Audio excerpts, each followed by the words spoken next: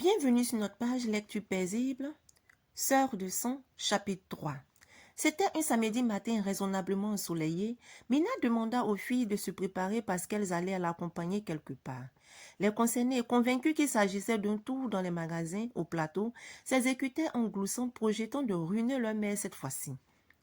C'était vrai que parfois, sous prétexte d'aller au marché, Mina débarquait avec les filles dans les boutiques de prêt-à-porter où ces dernières, prises d'une sorte de vertige, menaçaient de dévaliser les rayons. Mais aujourd'hui, c'était différent et les filles n'en savaient encore rien. Josias Atami était sorti depuis longtemps pour aller jouer au tennis avec un de ses collègues de l'université du Plateau où il enseignait les sciences économiques. Mina, autrefois secrétaire trilingue français-anglais-espagnol dans une institution bancaire internationale, était à présent attachée de direction dans une entreprise pétrolière en pleine expansion. Si son salaire n'avait pas connu une augmentation vertigineuse, elle exerçait de plus grandes responsabilités et surtout avait plus de temps à consacrer à sa famille, en particulier à ses deux belles jeunes filles de 17 ans qui allaient bientôt affronter les épreuves du baccalauréat. Mina était quasiment sûre qu'elle choisirait de prendre leur indépendance et de s'installer en résidence universitaire. Tant qu'elle n'avait pas décidé de rejoindre les garçons à Bruxelles, il n'y avait pas de souci à se faire. Mina se regarda dans le miroir et se sourit. Avec ses yeux au regard pétillant, ses lèvres peu charnues, son cou strié et sa silhouette encore juvénile, malgré sa petite taille et un léger embonpoint, elle était une femme de bientôt 50 ans tout à fait acceptable. C'est du moins ce dont elle essayait de se convaincre, même si son Josias lui murmurait souvent à l'oreille « Tu n'as pas changé du tout depuis 25 ans que je te connais ». Un sourire plus large vient remplacer le premier lorsqu'elle se dit que Josias était un fiefé flatteur, mais un mari adorable qu'elle n'échangerait jamais contre un autre. Elle souhaitait toujours à ses jumelles de rencontrer quelqu'un comme leur père. La porte entrebâillée s'ouvrit plus largement pour livrer le passage aux jumelles. Mina les observa et son cœur bondit de joie. Merci Seigneur pour ces merveilleux cadeaux, se dit-elle intérieurement. Allez les filles, on s'en va, annonça Mina d'une grosse voix imitant un homme. Oui, madame, on s'en va, répliquaient en chœur les filles en riant aux éclats. Elle descendit les escaliers rapidement et se retrouvait au rez-de-chaussée. Tandis que Mina se rendait à la cuisine pour donner les dernières instructions à la servante, les jumelles sortirent de la maison. Elles se dirigeaient vers le garage où était garée la BMW version 4x4 de leur mère. Mina confessait volontiers que c'était le cadeau le plus cher qu'elle se soit fait depuis des années qu'elle travaillait. La mère ne tarda pas à rejoindre les filles et bientôt elle fut en route. À l'arrière, les filles s'interrogeaient du regard. Où leur mère les emmenait-elle? Pensant spontanément qu'il valait mieux ne pas gâcher la surprise, Shana et Mikenian ne posaient aucune question à leur mère. Lorsque la voiture de Mina Atame entra dans le garage souterrain de la société où elle travaillait, les filles devinrent plus perplexes. Au travail, un samedi matin, cela faisait belle lurette que leur mère y avait mis fin. Que se passait-il alors? On est arrivé les filles, on descend, d'accord? D'accord maman, répondit-elle. Les portières claquèrent et Mina les verrouilla par le système automatique à distance, puis elle fit signe aux jumelles de la suivre. Un ascenseur les prit et les déposa au 3e étage. Un vigile salua Mina et sourit aux filles. Le trio le laissa et se dirigea vers le bureau de Mina. Cette dernière ouvrit la porte avec sa carte magnétique et invita les filles à y entrer.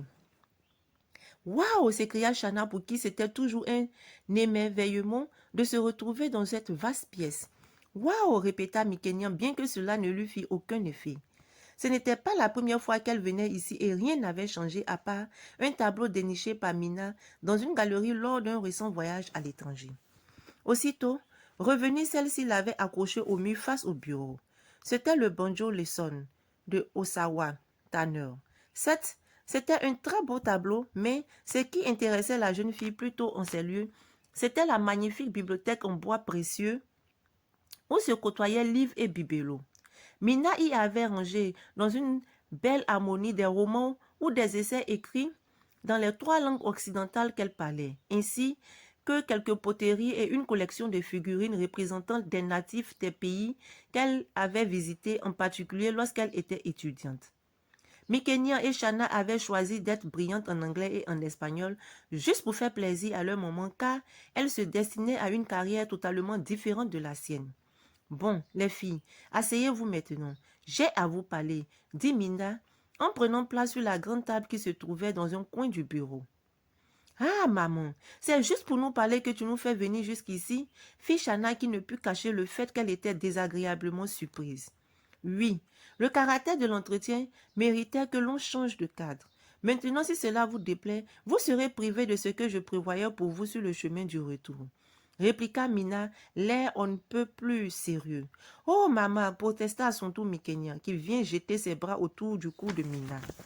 Écoute, Mickey, tu m'étouffes, dit en riant à demi Mina, qui tentait de se dégager de l'étreinte de la jumelle. Ne la lâche surtout pas, Mickey. En tout cas, pas avant qu'elle ne retire ce qu'elle vient de dire, fit Chana. Compte sur moi, la rassura Mikenya en riant aux éclats. C'est bientôt fini, Nana et Mickey. Nous ne sommes pas là pour nous amuser, cria Mina pour rappeler les filles à l'ordre.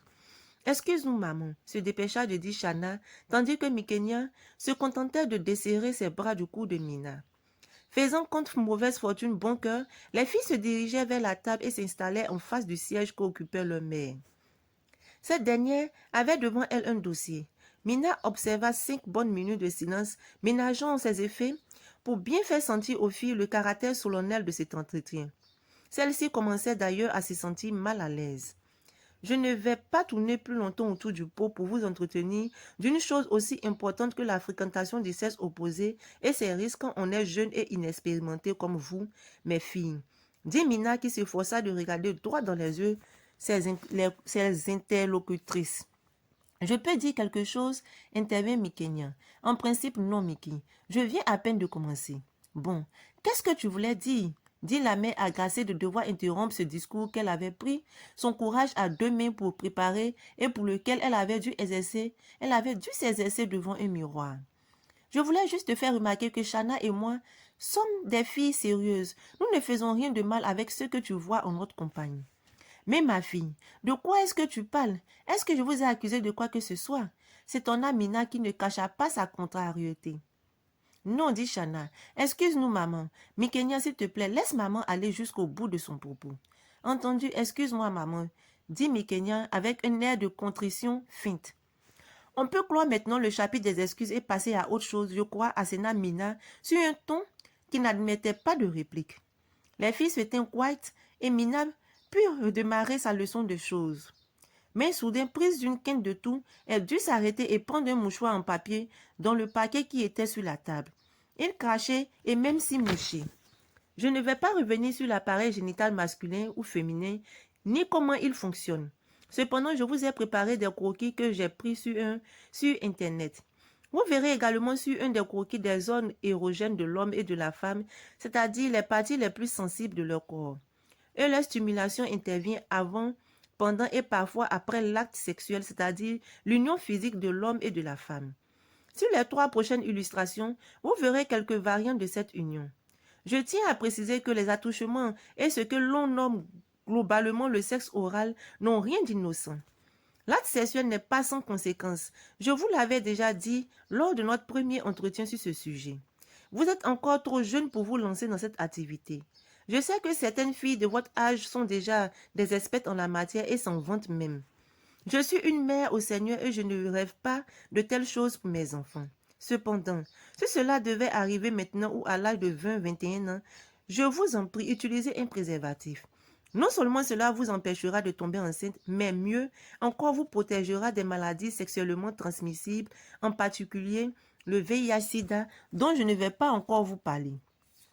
Votre école vient de vous offrir un séminaire de 3 jours sur le sujet. Pas de rapport sexuel sans préservatif avant le mariage. Pourtant, je serais si fière de vous si vous restiez vierge jusqu'à cet événement. Je sais, les maris sont rares de nos jours, mais il existe toujours une exception à toute règle. Je vous ai emmené à l'église depuis que vous êtes toute petite et vous y allez aussi depuis que vous êtes grande, mais sans engouement. On ne peut pas marcher avec Dieu par contrainte. Lorsque Dieu est présent dans votre vie, il est un peu plus facile de résister aux tentations, croyez-moi. Je sais qu'une question vous brûle les lèvres. Et toi, maman? J'avais eu comme toute jeune fille normalement constituée des soupirants, des flirts, mais je n'avais jamais délaissé le stade de quelques baisers. Josias Atame a été mon premier homme. Il a été patient avec moi, me fréquentant assidûment pendant 1 an, sans jamais parler de rapport intime. Ce n'est que lorsque nous avons célébré notre mariage coutumier que nous avons franchi ce pas. J'avais 22 ans. Et ça n'est pas fini. Nous avons pris la décision après cette première fois d'attendre d'être civilement mariés. C'est ce que nous avons fait. Maman, tu as été une mariée presque vieille, s'exclama Amikénia dans un grand éclat de rire. Exactement, dit Chana qui lui emboîta le pas. Hé, vous, je ne vous permets pas, s'écria Mina qui ne put s'empêcher de rire aussi. L'acte sexuel doit être un acte d'amour, pas une simple pulsion ou alors la satisfaction d'une certaine curiosité, ne l'oubliez pas. C'est dans cette atmosphère détendue que se poursuivit la conversation entre Mina et ses filles qui parlaient des différentes méthodes de contraception, de la grossesse et de l'accouchement en détail. Mikenya était de loin la plus enthousiaste, celle qui posait le plus de questions. Shana était quelque peu effrayée. Les filles du lycée disaient que l'acte sexuel était quelque chose de terriblement douloureux la première fois et cela vraiment, elle n'était pas prête à l'expérimenter. Et puis la grossesse et ses tracas, puis l'accouchement qui pouvait emporter soit la mère, soit l'enfant, ou tous les deux à la fois. Pourquoi Dieu l'avait-il créée fille? Mais Madame Atame et les filles quittaient les locaux de la société vers 11 heures.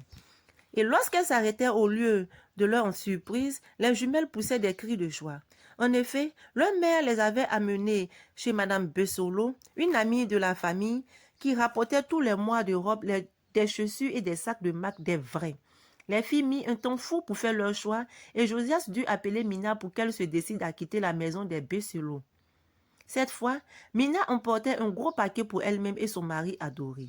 Une fois en voiture, Shana, contrairement à Mikenya, s'enferma dans un mutisme à toute épreuve. Elle réfléchissait intensément à ce que venait de leur dire Mina. Elle voulait suivre les traces de sa mère et arriver pure au mariage. Mais si elle n'avait aucune expérience en matière de sexualité, comment ferait-elle une fois dans son foyer? Se demanda-t-elle. Elle pourrait acheter des livres ou des revues spécialisées, mais cela suffirait-il?